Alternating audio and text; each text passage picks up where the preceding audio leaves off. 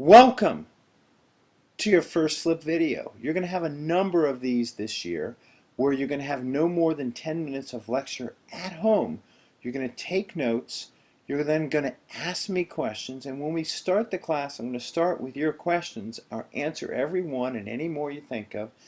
Then you're going to take a quiz using your notes. Anything on your notes you can use. Anything not in your notes you can't use.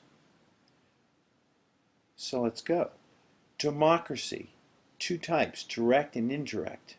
Direct and indirect democracy and republic, the third term or second term up there, made the AP exam just recently. And the answer here is direct democracy is ruled by the people who then make the policy, the laws, the legislation, and you got the point. But you couldn't just say ruled by the people. You had to say both parts to get the whole point. Now this is what we call a free response question. And a free response question is the essay on an AP exam. And unlike U.S. history, it's not graded holistically. It's much simpler. You still need to look at the prompts, and I'll teach you how to copy the prompts. But you don't need to have great depth. Second part, republic. Republic is when people give elected officials the right to make their decisions. So really what that is indirect democracy, because the people aren't ruling themselves, they're giving it to other people. So indirect democracy essentially is a republic. Who's in our republic? Well, let's look at some of them. For example, there's Jim Moran. Jim Moran, or here's a better picture, is your congressman from the 8th District of Virginia. He is a Democrat. Mark Warner is the senior U.S. Senator from Virginia, also a Democrat, and a former governor, as is Tim Kaine, the junior senator of Virginia, again, also a Democrat. Those terms are ones we're going to use all year. These three terms were not. I'm just doing it to show you a little contrast. First of all, monarchy. Monarchy is hereditary rule. Think back to World History 2. Think back to the absolute monarchs.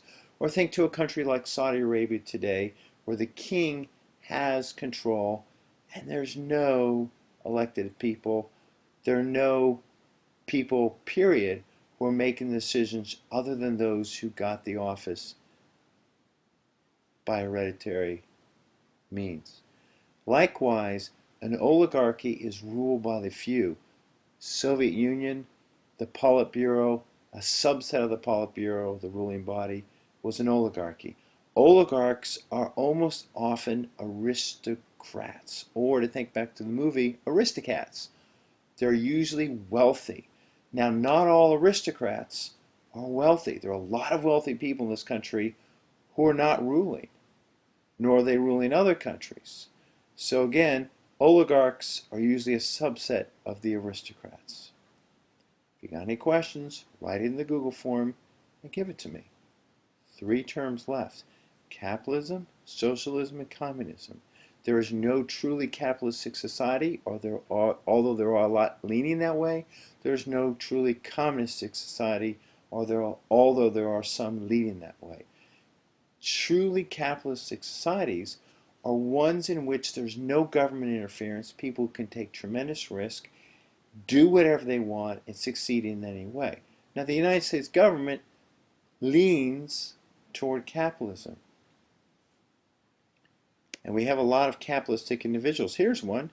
Mark Warner got out of Harvard Law School, failed miserably in his first business, then became a fundraiser for the Democratic Party and convinced the Washington Post, among others, to fund his next enterprise, some quacky weird thing called cell phones.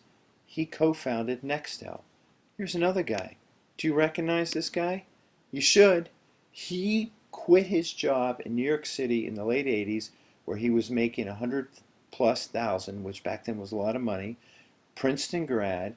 He was paid by a hedge fund company to come up with great ideas, which they then invested in and made money off of him. He said, wait a second, I'm going to do this. He quit his job.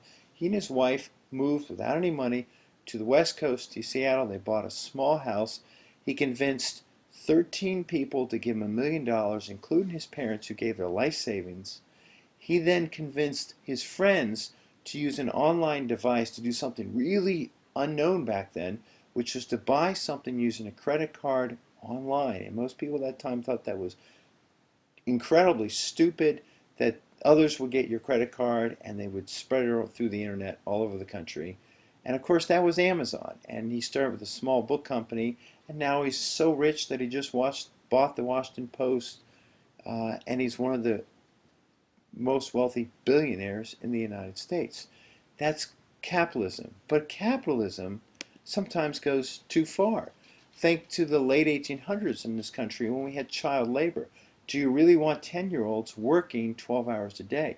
Do you really want people not protected from, say, working in the mines, from lung cancer, for example? So our government gets involved. Our government doesn't like monopolies. Think John D. Rockefeller and Standard Oil being broken up into the seven sisters, ExxonMobil, BP, etc. Or think about Microsoft being attacked by the US government because they were coupling the browser, Explorer, and their Microsoft Office. That's capitalism.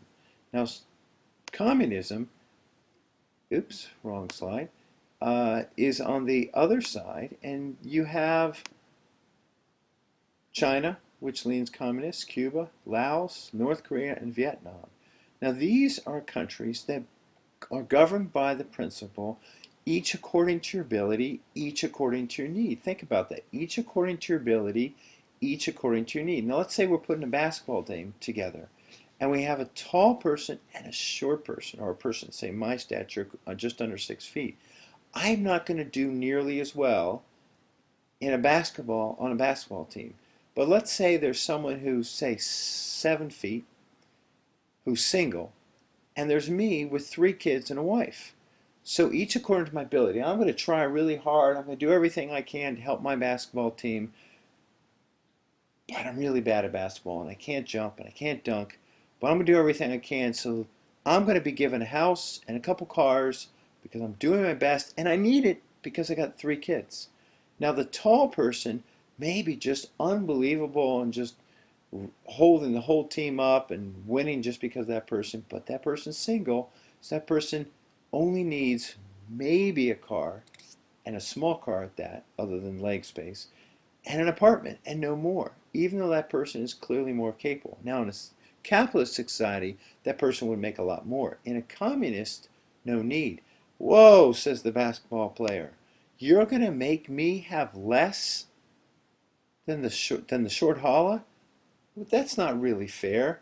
So what's going to happen is that you got to teach people to be good communists. And that's the socialist stage. You got to teach people that they only need what they need.